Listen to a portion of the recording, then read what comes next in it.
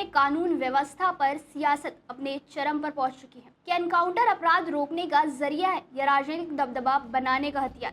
और आखिर राम मंदिर के चढ़ावे में कथित गड़बड़ी को लेकर उठ रहे सवालों का जवाब कौन देगा? आइए संक्षेप में जानते हैं इस रिपोर्ट में। नमस्कार, मैं उजाला, आप देख रहे हैं सत्य सर्वोच्च न्यूज।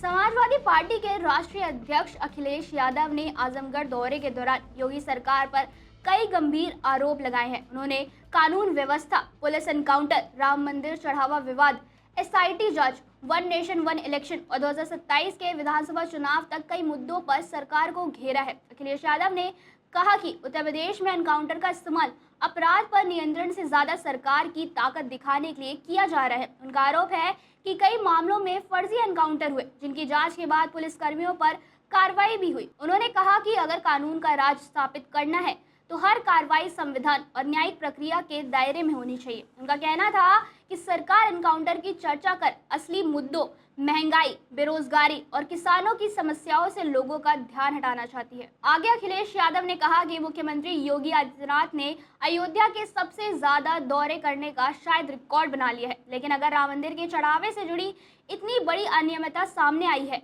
तो क्या सरकार और उसका पूरा तंत्र इससे पूरी तरह अनजान था? उन्होंने कहा कि करोड़ों श्रद्धालुओं की आस्था से जुड़े इस मामले में पारदर्शिता सबसे जरूरी है।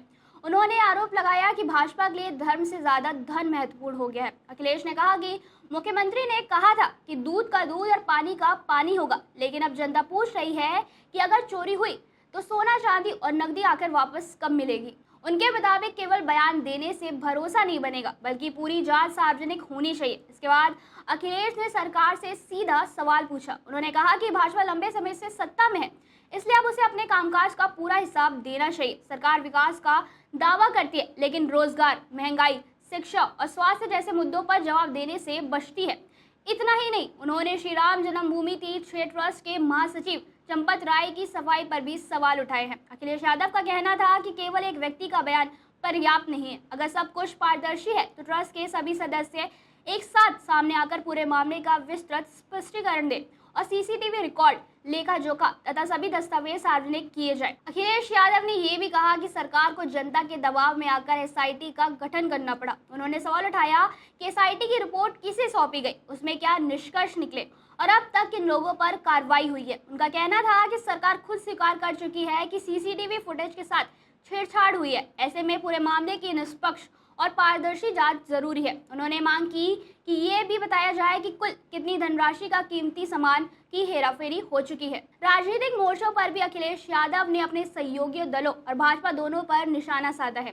उन्होंने ओम प्रकाश राजभर का नाम लिए बिना कहा कि उनकी राजनीतिक गतिविधियों का नियंत्रण कहीं और से होता है। उनका दावा था कि भाजपा अपने सहयोगियों की राजनीतिक उपयोगिता खत्म होने पर उनकी बार्गेनिंग पावर भी समाप्त कर देती है। वन नेशन वन इलेक्शन के मुद्दे पर भी अखिलेश ने सरकार की मंशा पर सवाल उठाए। उनका कहना था कि लोकतंत्र में राज्यों की अपनी अलग भूमिका और जनता के अलग अलग मुद्दे होते हैं। ऐसे में सभी चुनाव एक साथ कराने का फैसला केवल प्रशासनिक सुविधा नहीं बल्कि राजनीतिक रणनीति में भी हो सकता है, जिस पर व्यापक चर्चा जरूरी है। अब सबसे बड़ा सवाल यही उठता है कि क्या एनकाउंटर और राजनीति और राम मंदिर चढ़ावा विवाद 2027 के चुनाव का बड़ा मुद्दा बनेगा?